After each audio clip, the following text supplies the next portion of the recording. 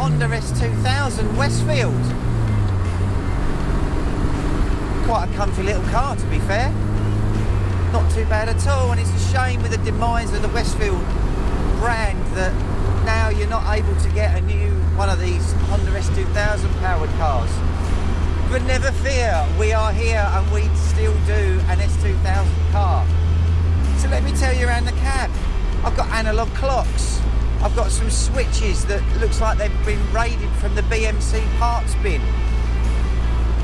And I'm quite comfy in these turbo seats that Westfield do. The only thing I will say is they are a little bit upright, so it's not quite there. And unfortunately, I haven't managed to be able to move the seat backwards and forwards either, which is a bit of a nightmare for me. The S2000 is a 6-speed gearbox, H pattern, straight out of the S2000. So it's actually a really nice set of clear ratio. Oh my goodness me, what is that racket? So we're running the 6-speed gearbox out of the S2000, and this particular model, I think, has had the gear selector cut down because it is so tight. It's like a Winchester rifle. It's great. It's slap bang where you need it to be. So the S2000 has a rather nice rev range. When you put your foot on the loud pedal,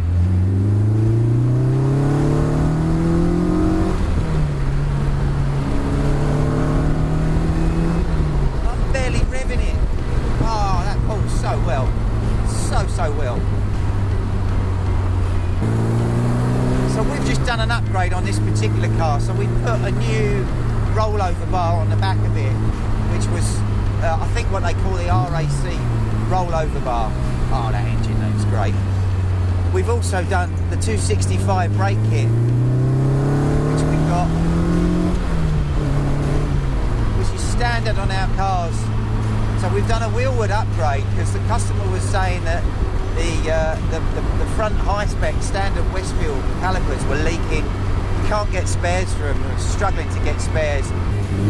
So we've gone for the 265 upgrade, which is a wheelwood 4-pot caliper. We can get the parts for the wheelwoods. It does bolt onto a Westfield. It's the second one that we've done, so I know it all works. And it makes the pedal feel really quite good. It's just got a standard master cylinder in it, so yeah, it's not bad at all. Well, I have my trusty videographer with me today, obviously. So let's see what she thinks of the Westfield S2000. You're so elegant the way you do that. Get them big trotters in there. At least when you have a windscreen and doors pack, it doesn't limit you to summer. You can still go out in winter, well, or autumn. Because this isn't even that bad. I'm not even cold. It's actually not too bad. The only problem with the windscreen is it does look like a bugs launchery, because there's more bugs on it than you can shake a stick out. I mean, it's smooth enough. It's not like it was making loads of rattling noises. It's a Honda, that's why. Yeah, them Honda engines, you can't go wrong with them. I don't think I've ever been in one and thought, oh, this sounds a bit dodge. It's just smooth. That's my driving. Oh, here we go. Oh. We love the indicator. Love it. It sounds like a Grim Reaper. You know, with a Mazda car, yeah, you use all the Mazda running gear and everything. Yeah. When you make a Honda car, you only use the engine and gearbox from the Honda. So where does the rest come from in your cars? Off the shelf. It's all bespoke. That's just from any car. That's just like made for kit cars. Yeah, it's right, made for our car. Yeah. So what engines do Westfield make? Just they don't make an engine. Oh no, they just put a Ford engine in it or a Honda engine. So why don't they use Mazda? They do a single donor vehicle called the Mazda one. Yes, they do, similar to what we have, but it's not quite finished. Yeah, so all of Westfield stuff is bespoke for them. Yes, it is. Yeah, they use it's a similar kind of setup to what we do for all the rest of the car. Oh, I love that noise. Do they have race car? Yes. Do they have race car? They have race car? Yeah, they do have race car. Oh right. I don't think I've ever seen one. You're driving in it. What are you saying? this a race car? No. Oh, I was going to say. Well, it's fast. I don't feel racy in it though. I feel like I'm in a good solid car I could go miles in. It's a touring car. Yeah. This might get on your nerves though. Oh! But what makes up for it is this.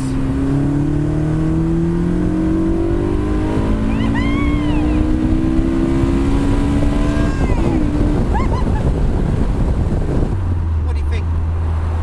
It's alright, isn't it? Smooth.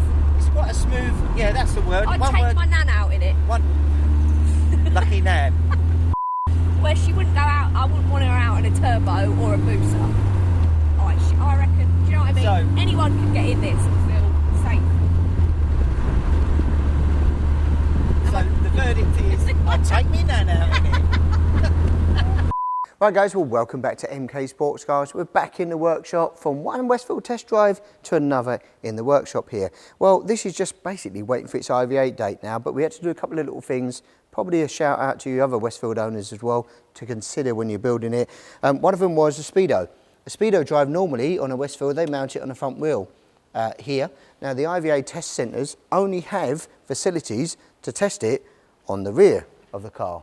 They don't have any other test facilities. Now before, I do believe, as long as you've got certification and everything else that could say that your vehicle complies and it meets the compliance and you can prove it, which is the whole point of IVA, you have to be able to prove that it meets the speed criteria of the ratio of the gears, the tyres and everything else. It's fine. But the easiest way, fit it onto the rear, which is what we've done. So we've had to take all the wiring out, run it all back, and we put the speed sensor basically down on the diff, tucked under there, unfortunately you won't see. So this is why the dashboard is. Wiring's out here again, so we had to get into there, into the wiring, re-plug it, re-run it down the centre tunnel and underneath on the floor pan and up and into there. But best to start off with, just fit it on the rear. It's easier to calculate, and also you know what your wheel speed's doing, etc. as well. And if you lighten up the wheels, you'll probably be doing 100 mile an hour, which even looks more fantastic. So yeah, that was the final sort of job on that. Get the dashboard back. We're just waiting for a date to configure on this one. Right, well, if you follow us regularly and subscribe, then you'll probably have seen these cars where we've been tackling them and building them. Well, it's exit day, really. Hashtag Ted's car, high booster power, Gen 2, all the bells and whistles, cage, paddle shift, everything on it. It's just about to get loaded up in the van and heading off up north, up to York Way. So you might see that running around on the A and B roads up there. That's all finished, buttoned up, but very bright, very orange. Actually like both these colours. I think they work extremely well. The yellow car also now, the final fitment was to the carbon aero screen, which we've got on here. Both cars have got that, and the stripe pack all going on. And that's an R1 engine, 5EY engine, bike engine, both very similar, but a little bit more power in the booster car and a little bit less in the R1, of course. They're a little bit lighter in the weight engine. This is Mazda running gear car, so we do a Mazda bike engine car in the yellow one and a Ford derived in the higher booster car. But both of these, and this one also heading up north, so look to see that firing up on the A and B roads also. Right, we're outside here with the ExoBusa. Why are we outside? Well, we've been test driving it actually. So as we know on this one, we had a gearbox issues on it. RLM done all the work on that. It's got it back. We've bolted it back together as you saw in the workshop. The other week, all bolted back together. She's noisy. I mean, she is. She's not quiet. Let's give her a start.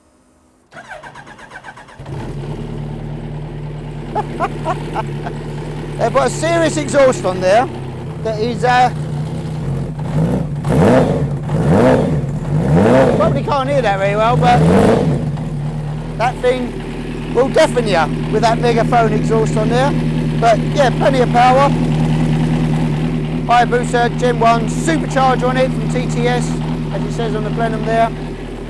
It's got an electronic paddle shift as well, and there's a few bits we've just got to try and button up. A couple of bits here that we're just trying to finish off after the test drive that we've noticed. As always, test them, check them, test them, check them, and then it'll be going off to the dyno as well. But yeah, very, very different to what we normally do in the 7 market, but they're all the same. You know, mid-engine, rear engine, it's a car, it's got 4 wheels and a steering wheel. That's all that matters. But yeah, great looking car. It's a bit mad. It certainly get attention when you're out on the road. Right, here we are, hashtag John's car, S2000 car. Well, a few little jobs that we had to complete on it.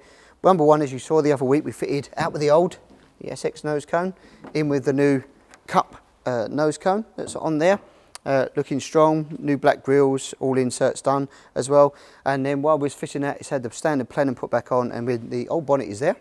And the new bonnet has now gone on with the new bonnet catches as well, which is the new lockable ones. These are great actually, look at that. Locks, no way your bonnet's coming off now, chaps. They are just a great tool. Nicely neat, cut around the exhaust system here. It's got that custom Simpsons exhaust system on it as well. And this car is for sale. And if you want to know more about the car, we'll come down and see it in the flesh. Probably about to see it here. We'll head off back to John at some point, but at the moment it's for sale. It's got nice kit, nice spec, brand new build, RR chassis, anti-roll, but all the bells and whistles basically, and especially with the new cup nose cone, the new facelift on it and everything else with the FIA roll cage. Strong looking car. So if you want to know more about that and how much it is, what it is, how much power it's got and all of that, hook us up on a phone call and email.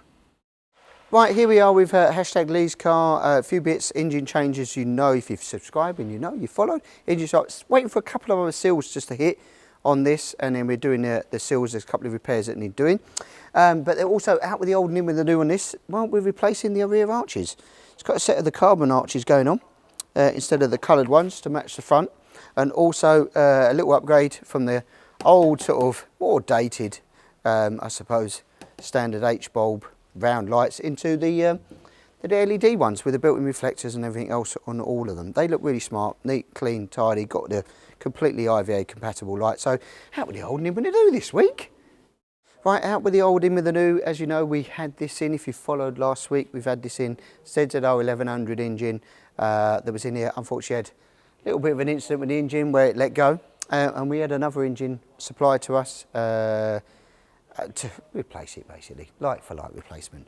But, little warning for you, come over to us, here and have a look. So, if you're buying a second-hand engine, obviously you never know what you're getting. It could be an eBay special, it could be one from a approved supplier, I don't know. But this was the engine that was going in. So before we even put it in, we like to sort of do a little few tests on it. First thing is a compression test. Thankfully the starter motors on these are all easy. You can fire them up pretty much, run some fluids down them, oils, etc. See where it's at. Unfortunately this particular engine, compression was considerably down. Probably not even worth trying to put this back in, it was that far down. So if you don't know about engines or etc. or where you're getting them from, maybe look to an approved supplier rather than one that's, you know, just come off of eBay, because you never know what you're going to get. Moral of the story is, I suppose you get what you pay for. At the end of the day, you do. But try and stick to known suppliers or with someone as a recommendation, because otherwise it gets expensive and then you've got to find another engine, which we've got to do here. We've either got to do the head work on it, because we're pretty sure the valves are shot, the cams are actually quite worn in it as well, or we've got to try and source another engine. So be cautious, be careful, and hopefully you'll have a nice replacement if you ever have to get down that road. Here we are with the Black Panther. Anna loves that.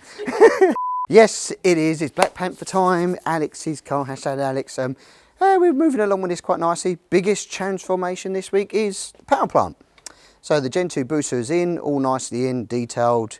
It's got all the billet sump on there that we know works, same as you do in a cup car. You can kick its head in all day with that billet sump on and it seems to laugh at you. So if you're looking for a booster car and an upgrade and you're doing that, probably don't even need a dry sump anymore, just go the wet sump. We've got those on the shelf as well. But yeah, the engine in, it's one of the features of it, look, has a dipstick rather than the sight glass, which is pretty cool.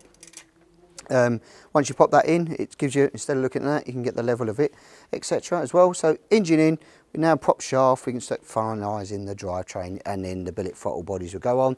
Lumens started to go in, so the wiring harness here, all labelled up nicely for each injector and everything else, so it's all very much a plug and play affair. And then we're on with the dashboard. Essentially we're doing something a little bit different rather than the GRP stuff and that. This is an aluminium done one that's skinned then in the carbon vinyl, same as we use on all the boot covers actually. Think it looks actually pretty smart. That looks really refined. Got the AIM DigiDash in here as well, which is, as we know, cool piece of instrumentation. Really nice. So it's going to have a super clean look about this car.